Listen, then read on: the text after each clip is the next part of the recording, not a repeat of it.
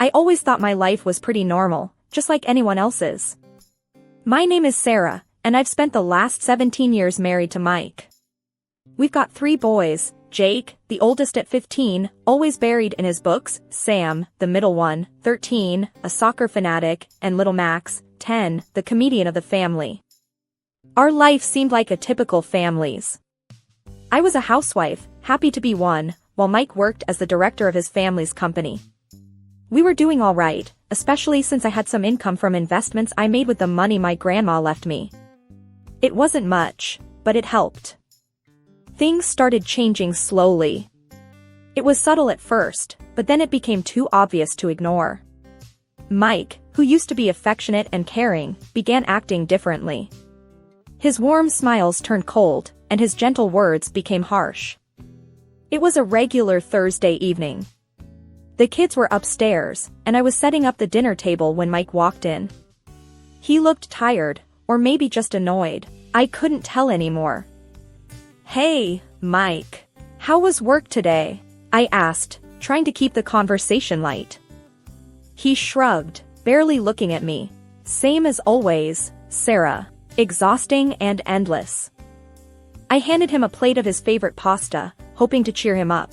"Well, maybe this will help." He poked around the food with his fork, not eating.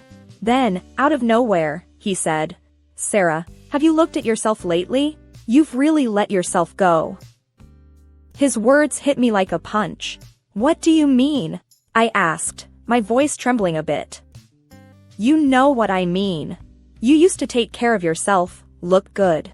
Now, it's like you don't even try." I felt my face burning. I'm taking care of our home, our kids. I don't always have time for myself. He scoffed. "That's just an excuse, Sarah. You could make the time if you wanted to." I was stunned. Mike never used to be like this. He was the one who always told me I was beautiful, no matter what. "I'm not some model, Mike. I'm your wife, the mother of your children. And that's exactly why you should try harder. Look at you. How am I supposed to take you to any company events looking like this?" His words stung. I felt small, insignificant. "I didn't realize my looks were so important to you," I said, my voice barely above a whisper. "They are, Sarah. They are. And right now, you're just not cutting it." I stood there, feeling a mix of anger, hurt, and confusion. This wasn't the man I married. This was someone else, someone I didn't recognize. The rest of the evening passed in silence. I cleaned up the dishes, trying to process what just happened. Mike went to the living room, probably to avoid any more conversation. It wasn't just a one-off comment from Mike. The criticisms kept coming, each one sharper than the last. It felt like I was living with a stranger. He'd always been so supportive, but now, it was like he was looking for things to pick on. One evening, we were sitting in the living room. The boys were out at friends' houses, and it was just the 2 of us, which had become increasingly rare. I thought maybe we could have a nice chat, like we used to. "So, Mike, Jake's been talking about colleges already. Can you believe it? Our boy is growing up," I said, trying to start a light conversation. Mike, however, seemed disinterested. "Huh," he muttered, not looking up from his phone. I sighed, feeling the familiar sting of being ignored. "You know, I was thinking we could do something as a family this weekend. Maybe go for a picnic, like old times." He finally looked up, but his expression was far from warm. "Sarah, why do you always avoid talking about the real issues?" I was taken aback. "What issues, Mike?" "You, Sarah. You and how you've just given up on yourself." There it was again, that harsh tone that had become all too familiar. "Mike, I haven't given up on myself. I'm just busy with the boys, the house." He cut me off. "No, that's not an excuse.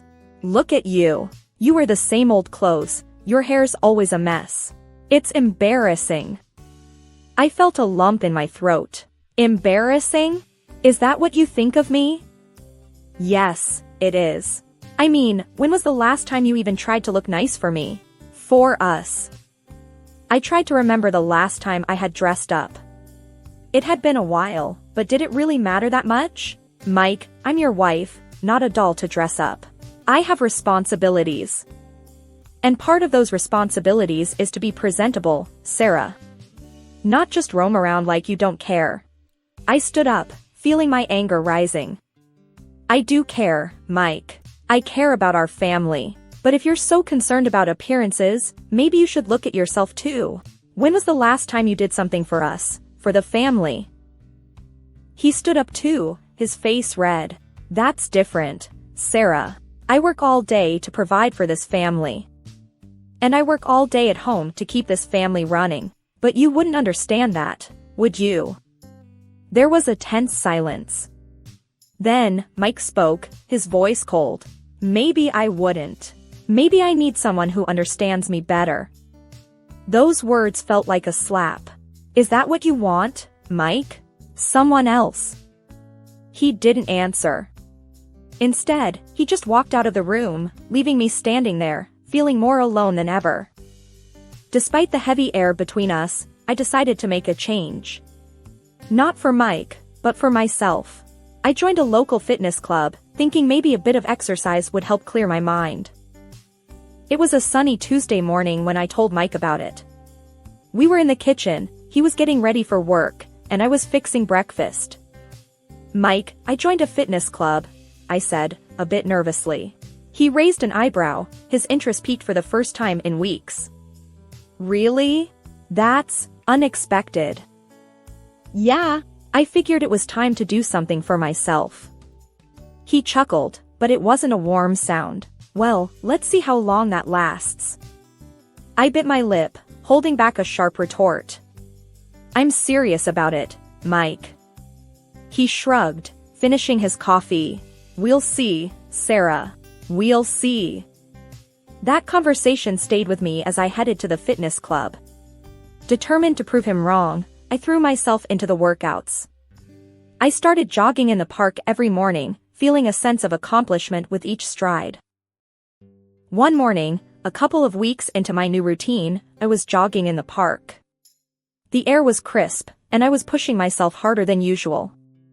I wanted to get home before Mike left for work, to show him I was sticking to it. I was so focused on my pace that I didn't see the uneven patch of ground. My foot caught, and I stumbled, falling hard on the path. Pain shot through my leg, and I knew immediately something was wrong. Limping back home, I was a mix of pain and frustration. This was the last thing I needed. Mike was still home when I got back. He looked surprised to see me limping. What happened to you? He asked, more curious than concerned. I fell while jogging, I replied, trying to keep my voice steady despite the pain. He snorted. Jogging? More like tumbling, it seems. I winced, both from the pain and his words. It's not funny, Mike. I think I sprained my leg. He leaned against the counter, a smirk on his face. Well, what did you expect? You can't just jump into these things at your age. I felt a surge of anger. My age? What's that supposed to mean? He shrugged. It means you're not exactly young anymore. These things happen. I couldn't believe what I was hearing. So, you're saying I shouldn't even try? I'm saying maybe you should have thought it through a bit more. Starting to work out all of a sudden, at your age, it's bound to end like this. I leaned against the wall, trying to steady myself. I was doing it for myself, Mike. To feel better. He shook his head. Well, looks like that backfired, didn't it? I didn't have the energy to argue. I just wanted to sit down and deal with the pain in my leg. Mike left for work, and I was left alone, feeling both physically and emotionally hurt. It seemed like no matter what I did, it just wasn't good enough for him. The days following my fall were tough. My leg was in a brace, and I felt trapped in my own home. Mike's attitude didn't help either. It was like he found joy in my misfortune. It was a Wednesday afternoon, the kids were at school, and I was sitting in the living room with my leg propped up. That's when I heard the knock on the door. I wasn't expecting anyone, so I hobbled to the door, curious and a bit cautious. Opening the door, I was met with a sight that knocked the wind out of me. A young woman, probably in her late 20s, stood there. She was dressed sharply, and there was a confidence in her posture that was hard to miss. "Can I help you?" I asked, trying to mask my surprise. She looked me up and down, her eyes lingering on my braced leg. "You must be Sarah. I'm Amanda. I think we need to talk about Mike." My heart sank. Mike? What about him? She stepped inside without waiting for an invitation. "I think it's time you knew. Mike and I have been seeing each other." I felt like I had been punched. "What are you talking about?" She walked past me into the living room, making herself at home. "I'm talking about Mike, your husband. We're in love, and he's going to leave you for me." I followed her, my mind racing. "That's impossible. Mike would never." She cut me off. "Oh, but he would. And he is. He's tired of this." She gestured around. "And tired of you." I couldn't believe what I was hearing. This is some kind of joke, right? Mike loves me. We have a family. Amanda laughed, a cold, hard sound. "Love? Please. He's bored with you. He needs someone young, someone exciting. Not a housewife who can't even take care of herself." I felt tears stinging my eyes, but I fought them back. "You don't know anything about us, about our life." "I know enough. I know that Mike wants more, and I'm more than you'll ever be." Her words were like daggers, each one cutting deeper. "You're wrong. He won't leave me. He can't." Amanda stood up, ready to leave. "Believe what you want, Sarah. But it's happening. Mike is mine now. And there's nothing you can do about it." She walked out, leaving me standing there, feeling a mix of shock, anger, and disbelief. That evening, when Mike came home, I confronted him. "Mike, we need to talk. Now." He looked surprised but nodded. "What's wrong?" "A woman came here today. Amanda. She said you're leaving me for her." Mike's face changed, and I knew. I just knew. "It's true, isn't it?" I whispered, the reality sinking in. He sighed, running a hand through his hair. "Yes, it's true. I didn't know how to tell you." I felt numb. "How long, Mike? How long have you been lying to me?" "It's not about the time, Sarah. It's about us, about what we've become." I shook my head, tears finally escaping. "What we've become? You mean what you've made us become?" He looked away, unable to meet my eyes. "I'm sorry, Sarah. I never meant to hurt you. But I can't stay in this marriage. I need more." I looked at him, the man I had loved for so long, and felt nothing but emptiness. "You want a divorce?" He nodded. "Yes, I do." It was like my entire world had crumbled in an instant. Mike, the love of my life, was leaving me for another woman. A woman who had the audacity to come to my home and tell me to my face. But in that moment, something inside me shifted. I wouldn't let this break me. I had my boys, and I had myself. Mike had made his choice, and now I had to make mine. "I'll give you your divorce, Mike. But you're going to regret this. One day, you'll see what you've lost." He didn't say anything, just walked away. And I was left there, alone, but with a newfound determination. This wasn't the end for me. It was just the beginning. In the days after Mike dropped the bombshell, my mind was a whirlwind of emotions. Betrayal, anger, sadness, they all took turns controlling me. But amidst this chaos, a bold idea started to form. I wasn't going to be the victim in this story. One evening, as Mike and I sat awkwardly in the living room, a room that once echoed with laughter and love, I decided it was time to confront the future. "Mike, we need to talk about the kids," I said, breaking the icy silence. He looked up, clearly uneasy. "Yeah, I've been thinking about that too. I've made a decision, I continued, my voice steady. I'm going to move out. Mike's eyes widened. Move out? What about the boys? They're staying with you, I said firmly. He was taken aback. What? No, Sarah, you can't be serious. They need their mother. I leaned forward, my resolve unwavering. They also need their father, Mike. And you need to understand what it takes to be a parent. Full-time, not just weekends or holidays. Mike ran a hand through his hair, clearly frustrated. Sarah, this is crazy. You can't just dump the kids on me and walk away. I'm not dumping them, Mike. I'm giving you a chance to step up. To be the father they deserve. Mike stood up, pacing the room. And what about Amanda? How am I supposed to explain this to her? I shrugged. That's your problem, Mike. You chose her. Now you have to deal with the consequences. Mike stopped pacing and looked at me, desperation in his eyes. Sarah, please. Don't do this. It's not fair to the boys. I stood up too, meeting his gaze. What's not fair is what you're doing to us. You made your bed, Mike. Now you have to lie in it. He sank into the couch, defeated. I can't believe you're doing this. I felt a pang of sympathy, but I pushed it away. This was about more than just me and Mike now. It was about our boys and their future. I'll come to see them, talk to them, but they need to stay with you, I said, my voice softer. Mike nodded, resigned.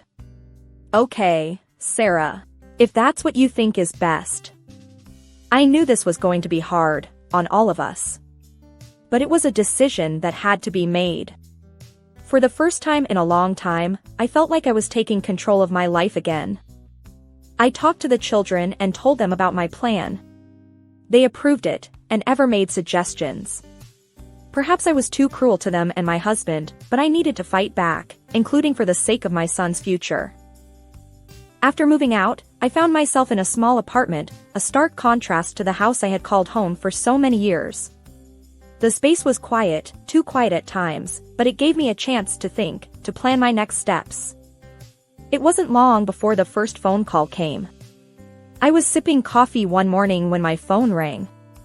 It was Mike, and he sounded frazzled. Sarah, you need to take the kids. I can't do this, he blurted out as soon as I answered. I took a deep breath, trying to keep my voice steady. Mike, we agreed. They're staying with you. But Sarah, it's too much. I can't handle it. Work is hectic, and Amanda, she's not coping with them around, he explained, his voice tinged with desperation. I felt a twinge of satisfaction, but I pushed it away. You wanted a life with her, Mike. This is part of it. The boys are your responsibility too. Mike's frustration was palpable. They don't listen to me, Sarah.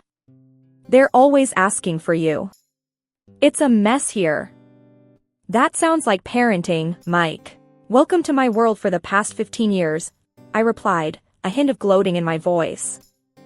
There was a pause, then Mike said, I didn't think it would be this hard. Well, it is. You'll have to figure it out, just like I did. We ended the call shortly after, and I couldn't help but feel a sense of vindication. Mike was finally getting a taste of the life he had always taken for granted. The next call came a few weeks later, this time from Amanda. Her voice was high-pitched and frantic. Sarah, you have to take these kids. They're unbearable. They don't listen to anything I say. She practically screamed into the phone. I couldn't help but smirk. They're just being kids, Amanda. What did you expect? They're ruining our life, Sarah. Mike is always tired, and we never have any time together. It's like living in a zoo, she complained. I leaned back in my chair, enjoying the moment. Well, Amanda, maybe you should have thought about that before getting involved with a married man with 3 kids. Amanda huffed. This is your fault, Sarah. You should be taking care of them, not me. I shook my head, even though she couldn't see me. No, Amanda. This is the life you chose. You wanted Mike, and everything that comes with him. Deal with it. The call ended with Amanda cursing, and I couldn't help but laugh. It felt good to see her squirm, to see them both realizing how much they had underestimated me and the life I had built around our family. The day I'd been dreading finally arrived, the legal meeting to hash out the divorce and custody details. I walked into the lawyer's office, my nerves taut. There was Mike, looking like a shadow of his former self, and Amanda, her face twisted in annoyance. My lawyer, Mr. Harris, gave me an encouraging nod as we sat down across from them. The mediator, a no-nonsense guy, started off with, "We're here to discuss custody arrangements first." Mike cleared his throat, looking anywhere but at me. "I want joint custody. I can't handle them full-time." I almost laughed at the absurdity. Really, Mike? After all your big talk? Now you're backing down. Amanda piped up, her voice sharp. "Sarah, stop being such a vindictive witch. You're just trying to make our lives hell." I turned to her, my voice icy. "No, Amanda. I'm making sure my kids get what they deserve. A stable home, not a circus." Mike's lawyer, some slick young thing, tried to smooth things over. "Let's keep this civil. We're here for the kids' sake." I was about to retort when Mike blurted out, "I don't even need the damn kids. They're just a nuisance." The room went silent. Even Amanda looked at him, shocked. That's when Mike's father, who'd been silent till now, erupted. "You ungrateful brat," he bellowed at Mike. "I'm cutting you off. No more money, no more cushy job at the company. You've disgraced us." Mike's face drained of color. "Dad, you can't do that. I need that job." His father was unmoved. "You've made your bed, now lie in it." Turning to the mediator, I said firmly, "I want full alimony for the boys. They shouldn't suffer because their father's a selfish coward." Mike's lawyer started to protest, but Mike shut him down with a wave of his hand. "Fine, she gets what she wants." Amanda was silent, her earlier bravado gone. She looked from Mike to his father, realizing the gravy train had just derailed. As we wrapped up, I felt a strange mix of triumph and sadness. It wasn't a win, not really. But it was a step towards a new life for me and the boys. The dust had settled from the legal showdown, and I was starting to build a new life in a spacious apartment I had rented for me and the boys. It was different, but it felt like a fresh start. One evening, while I was unpacking some boxes, there was a knock on the door.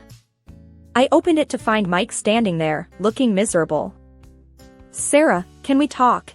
he asked, his voice low. I hesitated, then stepped aside to let him in. "Make it quick, Mike. The boys will be home soon."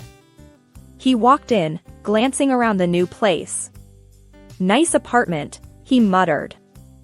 I folded my arms. "What do you want, Mike?"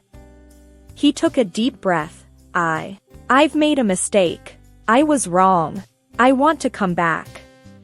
I looked at him, my heart hardening. "Come back? After everything? You must be joking." He shook his head. "I'm not. I've lost everything, Sarah. My job, Amanda left me. I've got nothing." I felt a pang of something, but it wasn't enough to sway me. "You made your choices, Mike. You have to live with them." Mike's eyes filled with tears. "Please, Sarah. I'm begging you. I need my family." I sighed. "Your family needed you, but you walked away. You can't just come back because you're alone now." Mike looked defeated. "So, that's it? We're really over?" I nodded. "Yes, Mike, we're over. It's time for both of us to move on." He stood there for a moment longer, then turned and left. I watched him go, feeling a mix of relief and sorrow. But mostly, I felt free. Later that night, as I tucked the boys into bed in their new rooms, Jake, the eldest, looked up at me. Mom, are you okay? I smiled, stroking his hair. Yes, Jake. I'm more than okay. We're going to be just fine. He nodded. I'm glad. I like it here. It's different, but it's good. I kissed his forehead. Different can be good. We're starting a new chapter. As I turned off the lights and left their room, I knew that this was just the beginning. A new beginning for me and my boys. We had each other, and that was all we needed.